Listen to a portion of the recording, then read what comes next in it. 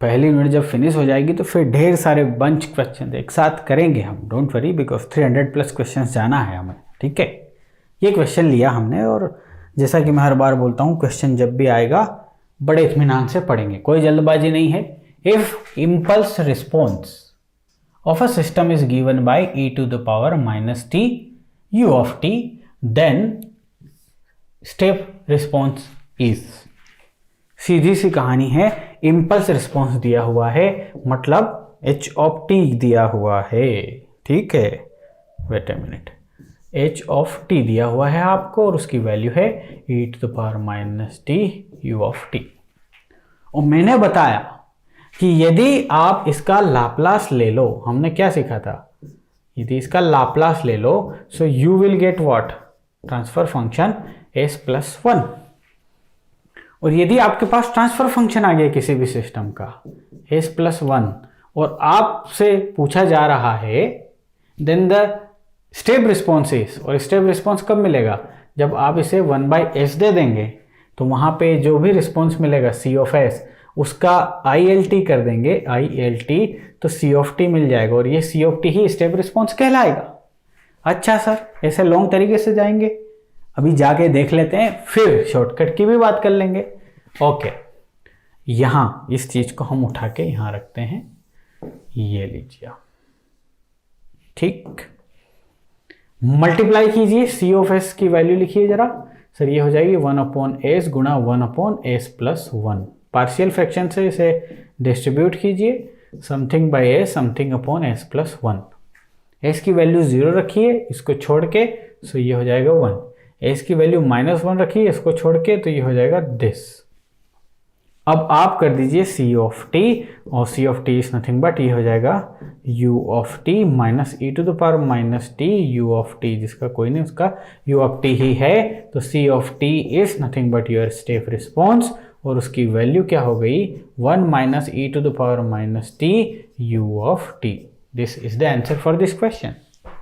अच्छा, मतलब सर जो भी दिया रहेगा उसे एस डोमेन में सोल्व करें, फिर ILT ले। हाँ, ये एक तरीका है आपके पास।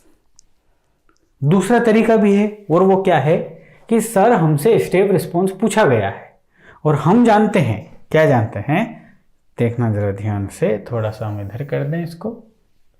आपसे स्टेप रिस्पॉन्स पूछा गया है, और step response is nothing but integration of h of t dt, ये जानते हैं। इंपल्स रिस्पॉन्स का integration is the step response. अब ये इंटीग्रेशन करने में हो जाती है गड़बड़, इसीलिए ये तरीका बेस्ट है आपके सॉल्यूशन के लिए। लेकिन यदि आप इंटीग्रेशन करने में माहिर हैं, कर पाएंगे, एरर नहीं करेंगे, समझ पाएंगे जो मैं समझा रहा हूं, तो इस मेथड से करेंगे तो आपको टाइम नहीं लगेगा इतना। कैसे सर, वो ऐसे है कि ये system is defined by e to the power minus t ut से, ठीक है।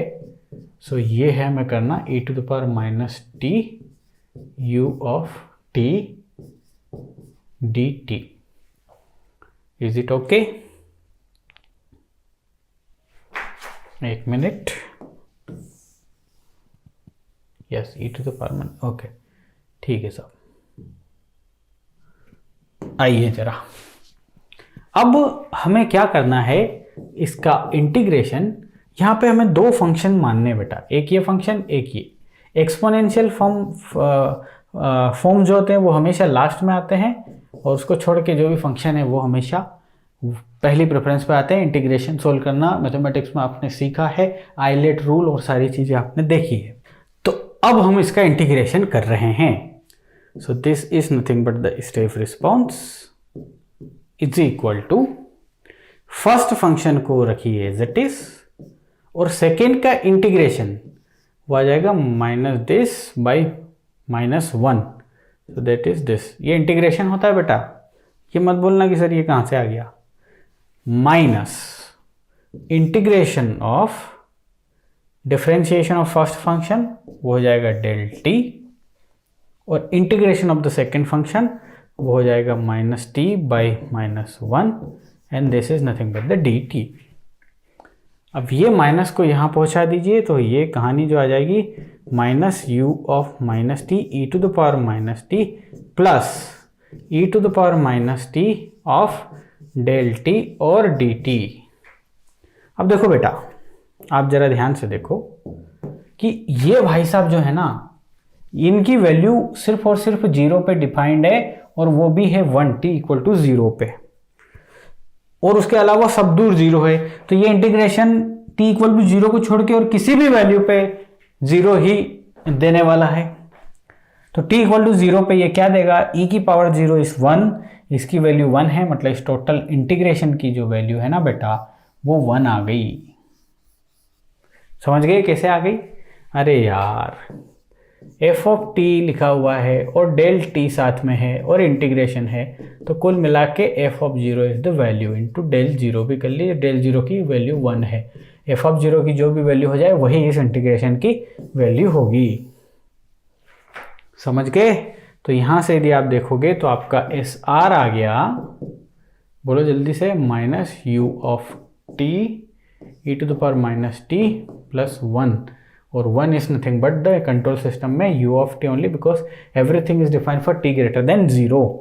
सो ये आ गया u of t minus e to the power minus t u of T. This is your step response.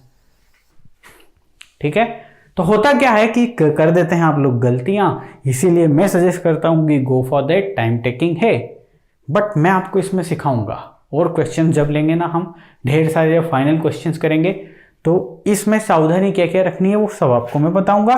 लेकिन उससे पहले एक और क्वेश्चन ले लेते हैं, और वो ये है, if step response of a system is given this.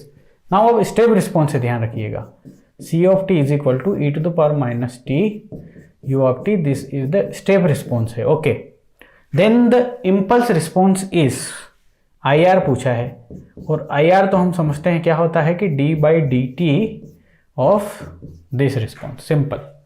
Again time domain में डायरेक्ट करने से हम पहले एस डोमेन में करके देखते हैं।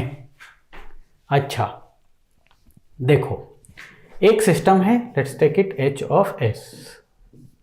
इस एच ऑफ एस को जब इनपुट 1 बाई एस दिया होगा, because S by R step response यानी कि स्टेप इनपुट दिया होगा, जो कि क्या है 1 बाई एस डोमेन में कर रहा हूं, 1 बाई एस इसको दिया होगा। तो इसने आपको क्या दिया, इसका लाप्लास ले लो ना राजा, 1 अपॉन एस प्लस 1 दिया सर। ठीक है, तो यहां से एच ऑफ एस की वैल्यू क्या हो गई बेटा, देश गुणा देश। देखो कहानी बड़ी सिंपल है, घबराने की बात है नहीं।